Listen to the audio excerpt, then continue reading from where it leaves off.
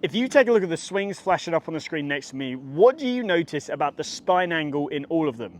Well, in all of these golf swings, the spine angle is staying very consistent. It is leaning slightly away from the target, or if anything, relatively neutral. Now, what you don't see, which is what a lot of amateurs struggle with, is where the spine angle starts to lean towards the target. Now, this is an example of what this would look like.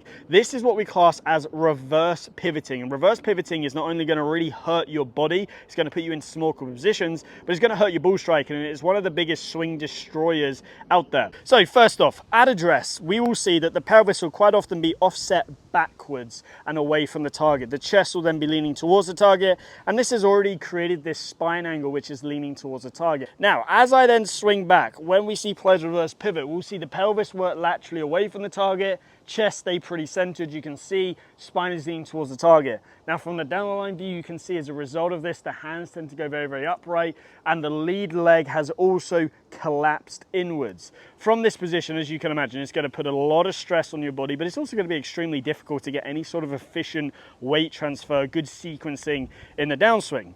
So as a result, we'll see a couple of different things happen in the downswing from this position. We'll see players just swing down and over the top as they try and unwind. Or the other one is they go, I know I'm in a bad position, so I now need to undo it, try and secondary tilt, drop it onto plane, and again from there, it's going to be super, super hard to control your low point, control contact, control ball flight. You're going to be super inconsistent, and it's going to put a lot of stress on your body. So let's now jump into how you can analyze your setup to see if you are in the correct position to make sure that you can promote this great spine angle throughout your whole swing. So what I want you to do is film your swing from the front on view. Then from there, set up to the golf ball and draw a line down from the edge of your left shoulder all the way down, and from the edge of your right shoulder and all the way down. Now in this position, we're looking for two things.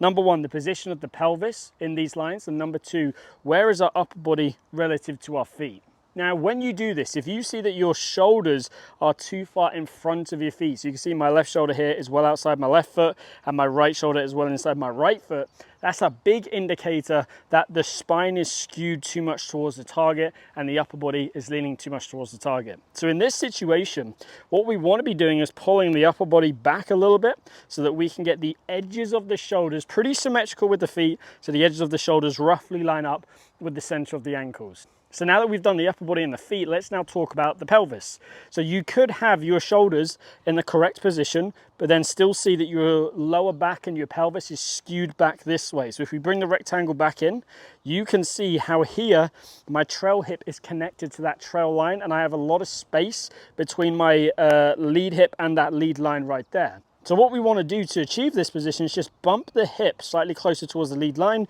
From there, you can see the space here is smaller between my lead hip and the lead line, and it's bigger between my trail hip and the trail line. This is going to put you in a position to where the spine angle is already preset, to where then you can have a great little pivot. And again, we're not looking for anything too crazy. The max we want to see is maybe 6 degrees, which just for reference guide is the 1 minute hand on the clock. How can we then carry that through into the backswing to ensure that we are not reverse pivoting? So the first thing is rotation should be very free and easy. Yes, we're going to see separation between the upper and lower body, but we don't want to be seeing too much lateral motion or excessive lateral motion with the pelvis. So first thing that I want you to do is grab a golf club, stand shoulder width apart, and stand dead upright. Now in this position, what I want you to do is just turn as if it's your backswing, just straight level with the ground right here. And you can see as I do that, pay attention to how my trail hip is working right here. You can see that my trail hip is working on an arc. Now the reason that it works on an arc is actually due to the shape of the pelvis. The shape of the pelvis is more like an oval shape. You turn an oval, the edge is going to arc round, and that's exactly what is happening here. If you were reverse pivoting, you would see that. That is not what we are trying to do. We're just trying to turn nice and free. And hopefully when you do that, you can see, okay, actually, I can pretty easily turn. I can get to 90 degrees, no problem. Once you've done that, then from there, keep the club up here. This time we're going to get into our golf posture. Now, bump the hip slightly closer towards the target. Make sure that rectangle's in a good spot. Now let's replicate the same feeling of that right hip turning back and around. And you can see as I do that, I'm able to keep my pelvis closer towards the target than my upper body. My upper body slightly further away. This has created a spine angle to where it's leaning away from the target. If I do that again for you, I'm just going to pop the club on my shoulders, bump the hip slightly closer towards the target, turn the trail hip back and around. Now in this position, you can see if I just extend my arms up, I'm in a great spot right here to then be able to swing on the way down in a nice fluid position to where I'm not going to have to try and make these compensations. Once you've done that, step 3 is to then grab a golf club and set up to the ball. Again, good setup position, and turn that trail hip back and around as you turn back. Now in this position, just notice a couple of things. Number one, notice how my lead knee hasn't collapsed inwards. If I was to grab an alignment stick, just like so, and place it on the ball position line, we can use this as a fantastic guide for us. If I set up to the ball and I'm suddenly seeing this knee collapse past this line, that's a no-go, that's a recipe for disaster. So what we're doing as we're doing this sort of swing is feeling like, yes, the lead knee can obviously work inwards slightly, but it doesn't want to break this line. If we can have that nice fluid pivot to where the pelvis is still slightly closer towards the target than the upper body, you can see the knee is staying target side of this alignment stick. You can also see the left glute muscle is target side of this alignment stick. If I let the knee and the glute muscle go trail side, chances are you're going to reverse pivot. So again, step sort of 3 is just progressing into this position to where now we have a couple of checkpoints, the lead knee, the lead glute, as we are making this turn. So we're going to set up to the ball, turn that trail hip back and around, feel like the knee stays inside that alignment stick, lead glute stays inside the alignment stick, and you can see here I am in a great body position. Now again, you can also do this drill with the alignment stick on the ground. You can place a golf club on your shoulders.